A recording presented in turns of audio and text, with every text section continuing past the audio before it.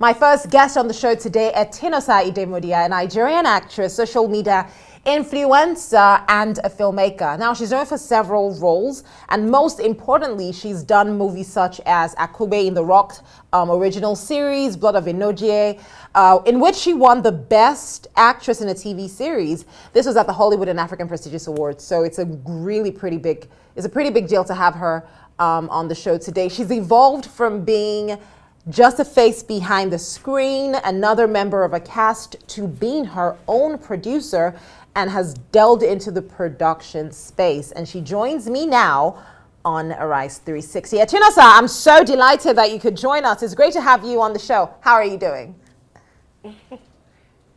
I'm very fine, thank you. Thank you so much for having me. Absolutely. So let's go back to the humble beginnings. You know, I feel like there's a lot of speculation, right? Everyone knows Etinosa. Everyone sees Etinosa. You know, most recently we saw you in Tribe of Judah. Funny, comical, you know, she always has something vibrant to say, loud personality. We love it.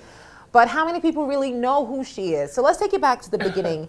How did this journey in Nollywood begin for you? Okay, so real quick, when I was a child, I always wanted to act. I loved Nigerian films. I loved movies generally. And I think my parents knew because I think when I was 7, my dad bought me a camcorder. And I've always recorded everybody in the house, tried to make movies with everybody in the house. But thanks to African parents, you know, in my family, you are either a doctor or engineer or lawyer. So when it was time to pick a career, I branched into engineering, but I just never felt complete. You know, I had practiced for 3 years as a planning engineer, a senior planning engineer for oil and gas construction projects, but something in me just wasn't feeling fulfilled. I just wanted to experiment, I wanted to explore, I wanted to do that thing I always wanted to do. And so I had no experience, no information whatsoever. I just knew that, okay, perhaps if I go to film school, I would, because my family is Akada family, like we go to school a lot. So I said, okay, if I go to film school, maybe I'll know something about this industry. And from there, I'll probably be able to get into the industry. Long story short, I came to Lagos. And my parents did not know at that time, but I was financially independent now. I didn't need to take permission from my parents to do things. I mean, I was an old woman at that time. So I came, you know, while I was in school, I was filming my colleagues, with my phone, my Palasa phone that time, making very terrible videos, but people loved it. I mean, I'll go to some industry shows and producers will recognize me. You, the crazy girl, that comedian. Okay, I think I have a script for you. And I'm like, oh my God, I was still in film school at the time. Cut the long story short, I made some financial plans and then I was able to switch from engineering because after my film school, I still had to go back to engineering till I was able to come fully to Lagos, and the rest is history. Well, the rest is no issue because I suffered. You know, Nollywood movies will just tell you that you travel abroad and you just blow. You make it in life. You just go to the city and you just make it. Nah, it's not like that in real life.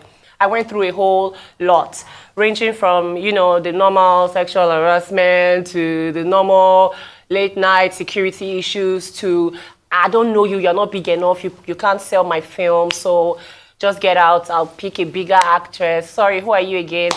You know, challenges. And then, of course, financial challenges, because when you switch jobs and the job you're entering is not something that gives you money monthly, then you're bound to have some one or twos. I mean, but look at where we are today. We thank God for grace, wisdom, dedication, PR, good PR. That's a topic for another day. No, could be a topic for today because I have to say, like, just the fact that you've built this personality, and I think in this industry, right, it's one thing to have talent that sells. It's great, you know, you can sing, you can act, but building a personality, building a person is most important because you cannot buy that.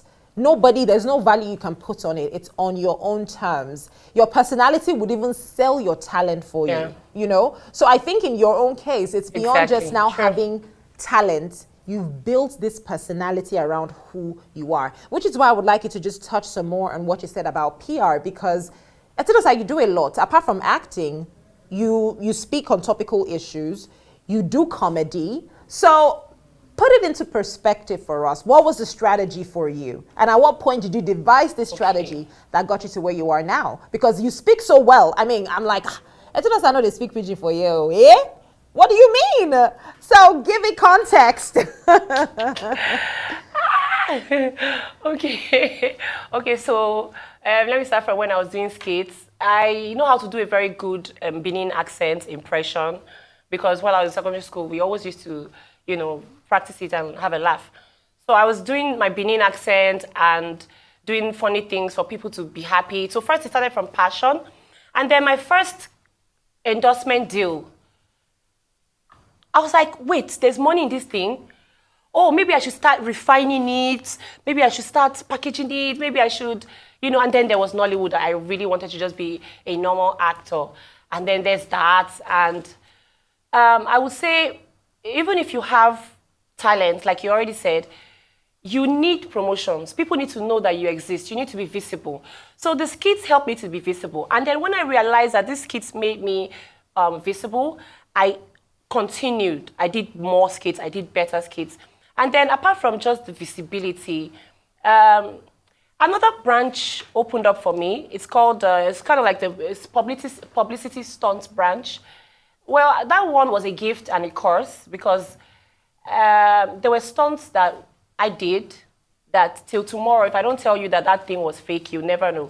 And I charged so much for it. I didn't even know that, that industry was there in entertainment, in the media part, the PR part.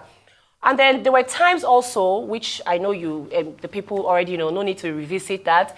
There were times where these stunts got me into trouble, which is where you have to now think fast.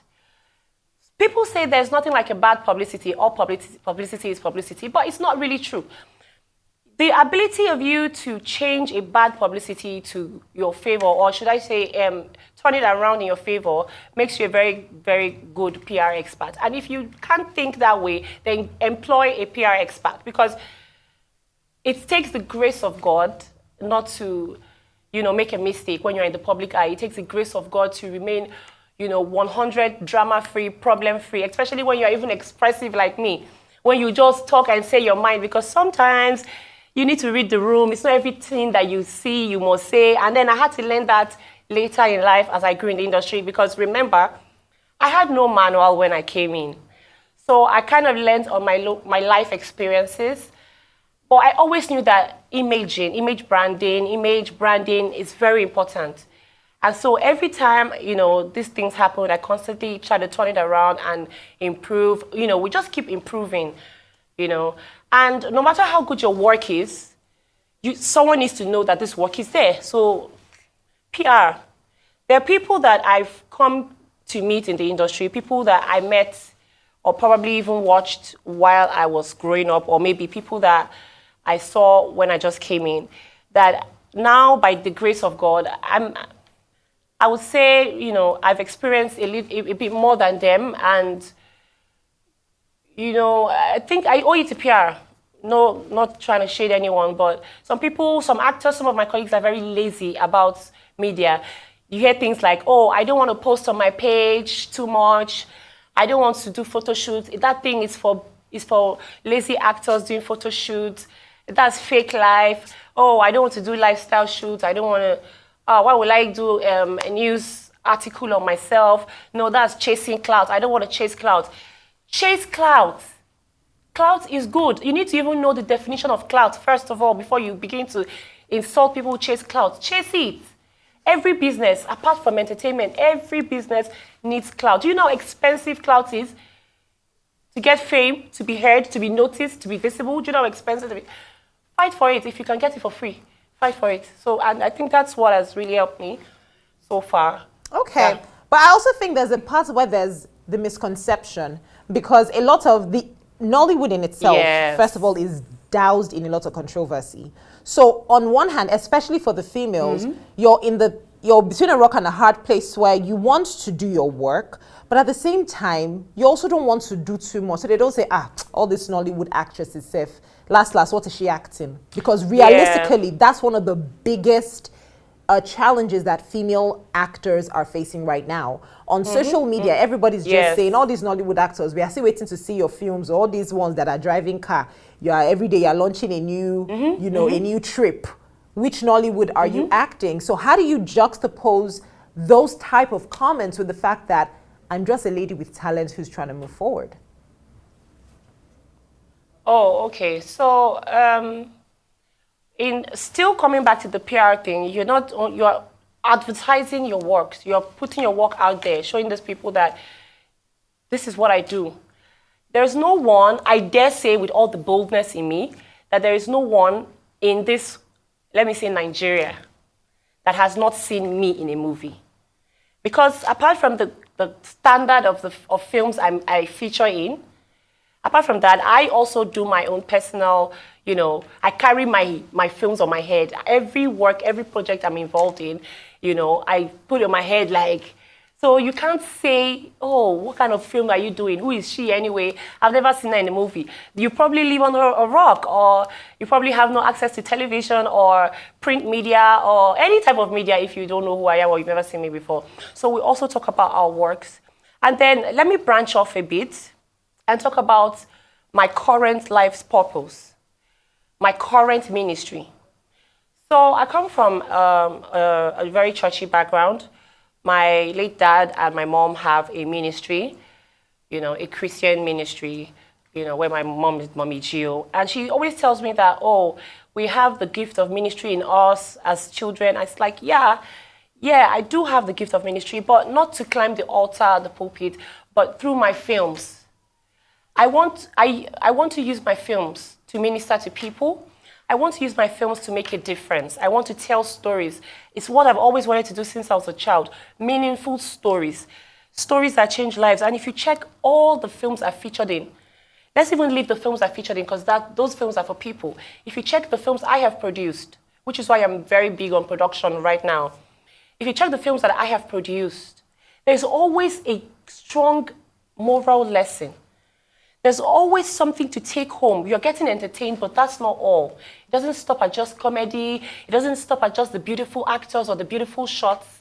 But there is a story. There's a lesson. Some people will look at that film and say, wow, I can see myself in this character. Or I can see my husband, my neighbor's wife, my cousin's auntie, my this. I love it when I get feedbacks via my social media handles that this film made my day. Someone even went as far as saying, this film stopped me from suicide. And I was like, oh my God. Oh, I'm going through this. How did you know my story? Who told you about this story? This is so me. And this film has given me hope that if this character in this film can have this good ending, perhaps I can have this good ending. And that's what I want to live my life doing now. You know, it's not even about the money because let me be honest, the publicity stunts, the skits, the jumping up around, making no noise, it gives money. There's a lot more money. And a lot of other branches of money revenue earning places in that department. But I chose to now focus more on ministration through my films on my YouTube page and my films, you know, also on other platforms that are not accessible or premium platforms that are accessible only by, you know, paying money. So okay. I've done a lot and I'm still doing a lot and I'm happy with my work so far. I think we're proud, quite honestly. You mentioned earlier about publicity stunts, and if there's one thing we know with this industry, it is the work you do everywhere just follows you along. So do you ever get worried that people certain misconceptions about Etinosa could creep into people's perception of the type of work that you do? Because keeping in mind that the film, people need to watch it. So do you ever just wonder and say, not just, what if, you know, does that come across like this misconception about Etinosa could influence how people perceive your work? Yes, very true. That's possible. Some of these stunts, especially when you do it so perfectly well, they kind of live with you. So if you do the stunts where you were diving from one skyscraper 7 years ago, people will just keep saying, there was one time she dived from a skyscraper, and that information just sticks. No matter how much you were paid for that stunt, As you go on in life and you get mature and your priorities change, you now realize that, oh, that stunt wasn't worth it. That stunt wasn't, I didn't even have to do that. Yes, of course, it perceives how people see your work, and that's why there's always rebranding and re-strategizing. Okay, so if you look back on your career. Well, let me add this here. Yeah. Let me add this here. For the misconceptions, a true stuntman never reveals his stunts. So you have should I say, attorney-client privilege.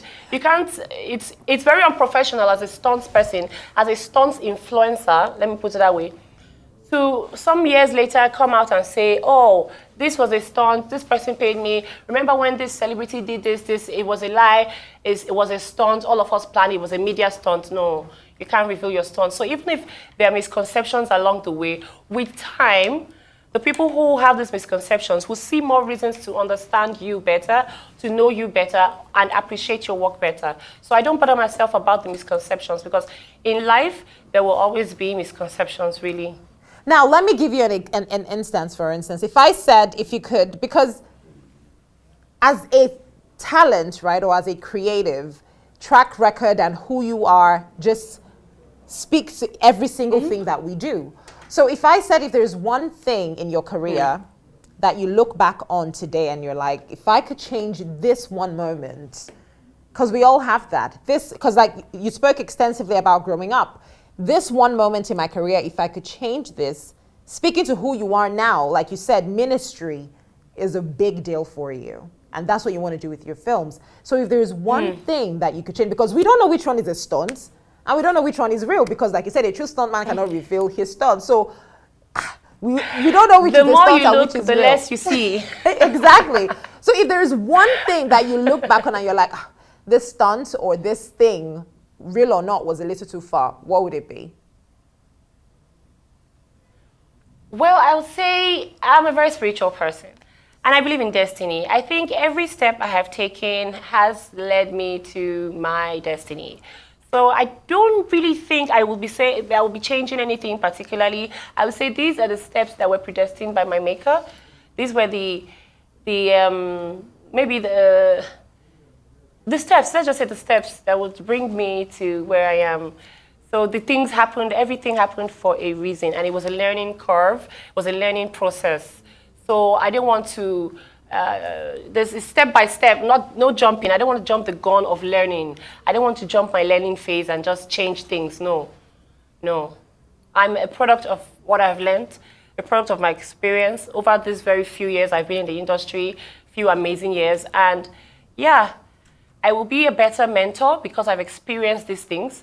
I will be a better mom because I've experienced things growing up as a child. But if we had the opportunity, or if we just start wishing that we go back and change things and keep changing things, then we'll mess up with our chi. We'll mess up with our destiny. You understand what I mean? Absolutely, I couldn't agree with you more. I mean, I think that it's also important to sometimes just be reflective and say, okay, you know what, maybe I could have done this differently or that differently. Anyway, Etinosa, you've spoken extensively about who you are now and where you're headed to. And when you say all these things, it takes me back to comedy as how that's a huge core of who you are. So is that something that you might be looking to pursue as a profession in isolation without the addition of your skits to it? Do you mean stand-up comedy? Precisely. Oh, so, well, stand-up comedy is very different from skits, which a lot of people don't know. Some skit makers don't know. I was able to know that very, very early in life. I don't think I'll be able to do stand-up comedy, although some of my friends who are stand-up comedians have asked me to just work on it, stand in front of a mirror, practice. It's you funny now. You're funny. Just try, because I'm spontaneous. I can just talk and be making my friends laugh where they are. But to go on stage and stand and say, so you can't get one man, eh? The man now say, this is, by the end of the joke, you say, oh, have you finished? So I know how to tell my stories by acting them out better than telling my stories by saying them.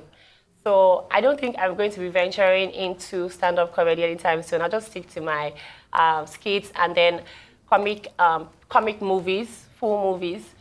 And then another thing I want to say about comedy.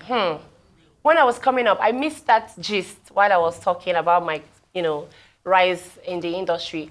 So when I was getting a lot of attention in Nollywood, some Nollywood filmmakers were telling me things like, see, my people in life, before I say the story, just listen to your spirit and just, I don't know, too many advice. And sometimes advice can even cause problem for you in life. So at that time, they were saying, oh, why are you doing comedy? Why are you doing skits? Don't you know, you look like Adesua.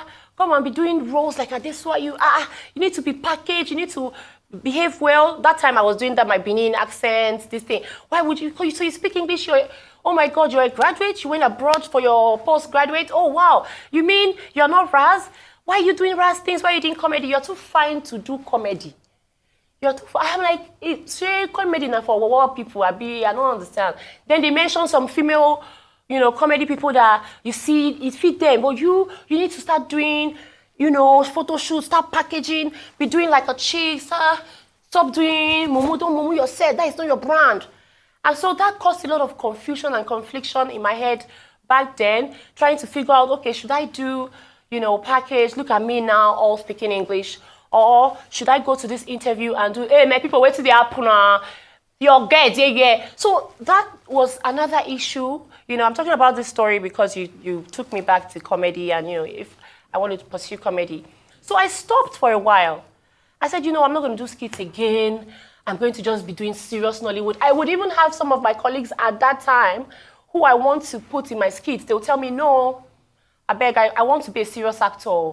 I'm not doing skits. I don't want any producer to think that I'm not serious in life. And I'm like, hey, but look at 2024. Look at those same people. I will not mention their names. If you're watching this interview, you know yourself. It's more than one of you. All those ones that were saying, oh, don't do skit, do skit, all of them, hypocrisy for this industry, my sister. Oh, bungbe, it's too much. So when you're growing, if you're watching this interview, don't listen to any person, don't follow your God-given destiny, and they pray to God for your own idea. Because when I stopped, the same set of people, some other set come again, say, Edo get, you're not doing Edo skit again. Why are you not doing Edo skit? That's how you got your fan base. Why are you not doing Edo? This is the hair, say Jesus. Advice, don't plenty. Which one I go collect? So I started, doing the skits again. And this time, the mental space I'm on now, I'm doing my skits, I'm doing my serious films, I'm doing everything I want to do. I'm telling my stories my own way. And no distractions. See, focus. The most important thing in this industry, you need to know where you're going. Like, you need to have purpose, you need to have focus. Because like you rightly said, there are too many people ready to give you ideas. So if you're not sure, if you're just dilly-dally, the breeze blows you like this, phew, you go there. They blow you here, phew, you go. Some of them will not get career. Some of them don't have career, but they can advise who has career. They can advise, they not get work, but they go advise who get work. Speaking of hypocrisy, you now man be confused. Speaking of hypocrisy in the industry, what's your take on the incident with Junior Pope, right? There's been a lot of emotional responses to it, and it's a very objective issue. And this is your industry. I wanted to get your feel on everything that led to that tragic incident. This is an industry that you are also a producer in, a YouTube production. So what's your take on it? I have so many things to say, but this is a very sensitive topic. In fact, Junior Pope was my personal friend. So it's really very painful. It's crazy because I just also felt like, gosh, what if this was my set, this happened? Because I'm a producer. The cold I felt in my body, like, OMG, all the risk we take. What if, I don't, there's so many things to say. That I want to quickly talk about the value of films in this country. How much payers pay for film licensing.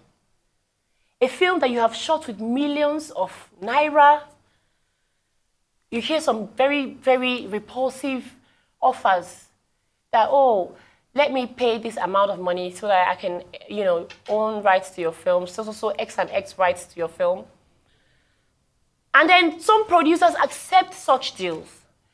Some producers that it's not even their fault. Sometimes there's no other alternative.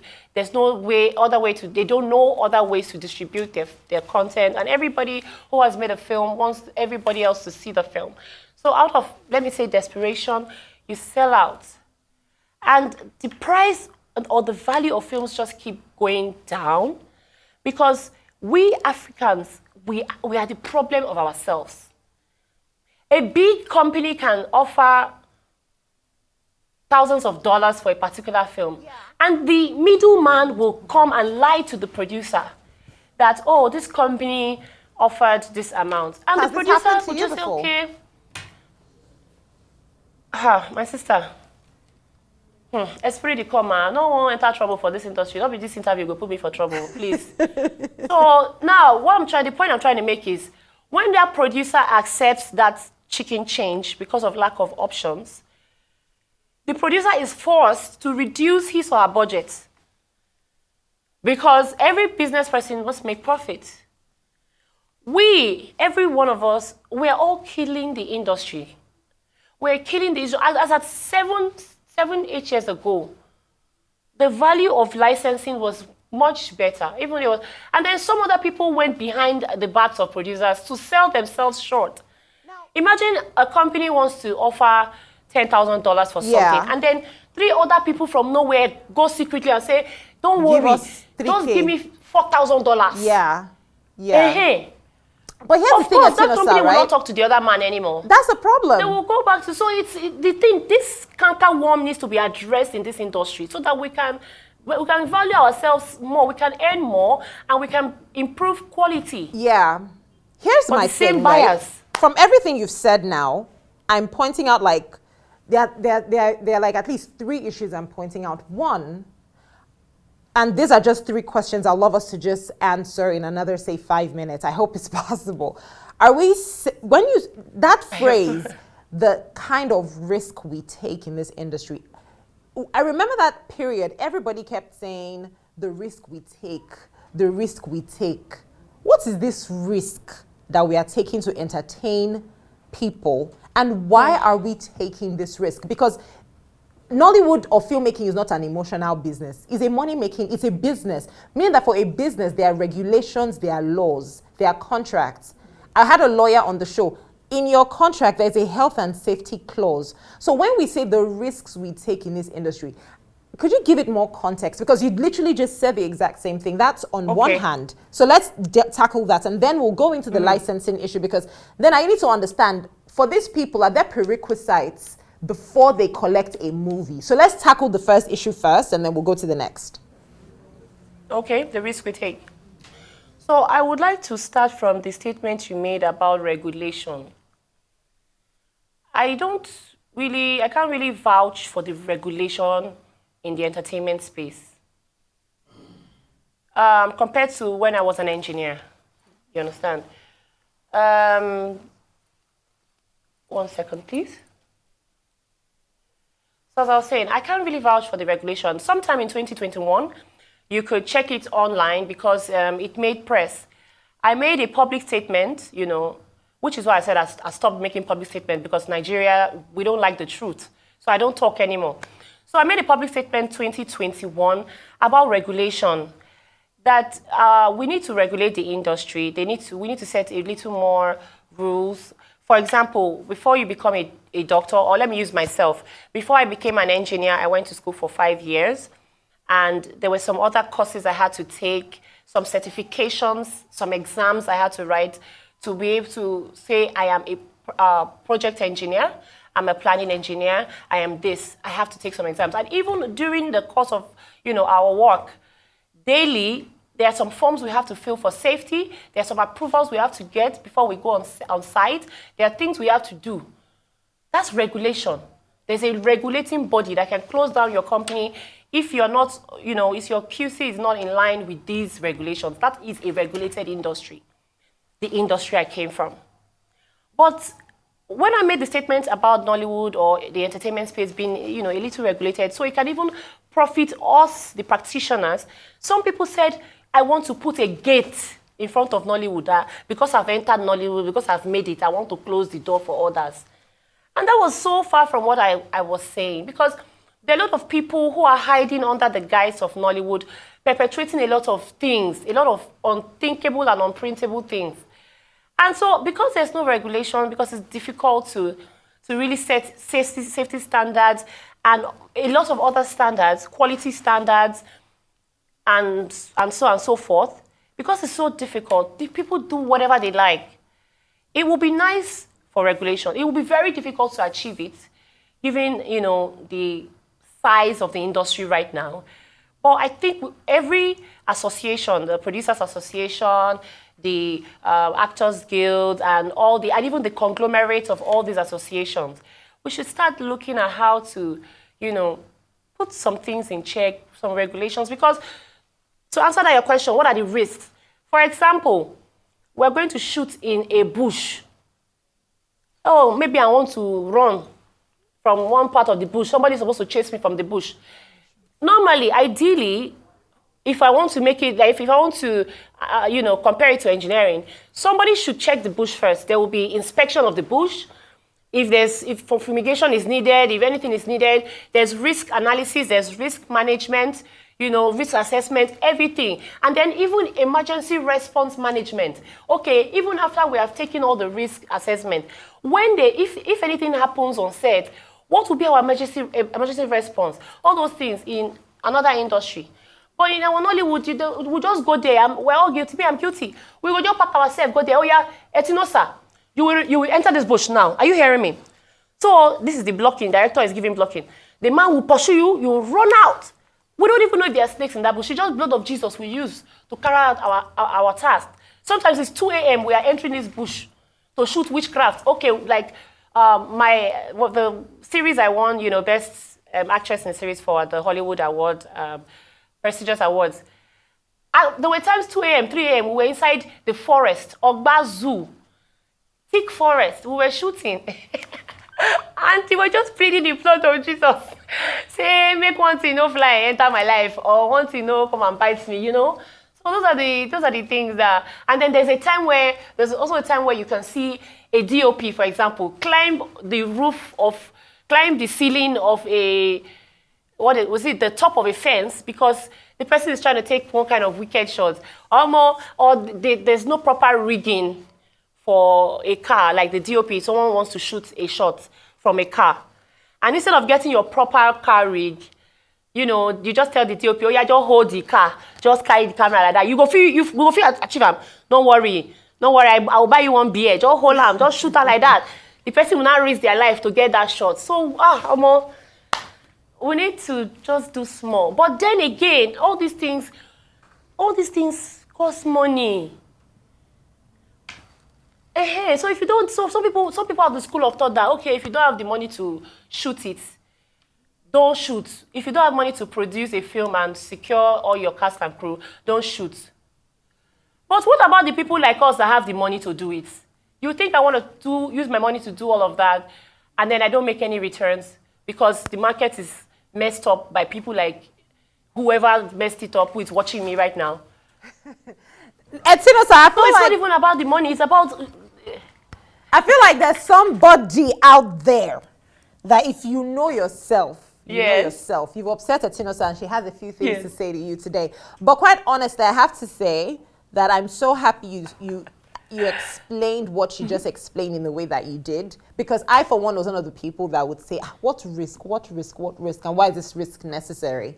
So there are issues there, but I'm happy you raised them, Etinosa. And this has been quite the story. I mean, I had my guys in the studio saying, man, Kachi, you got us a storyteller today. So thank you, Etinosa. This has been a great conversation that we've got to wrap up. And of course, Etinosa, Idemudia TV, well done.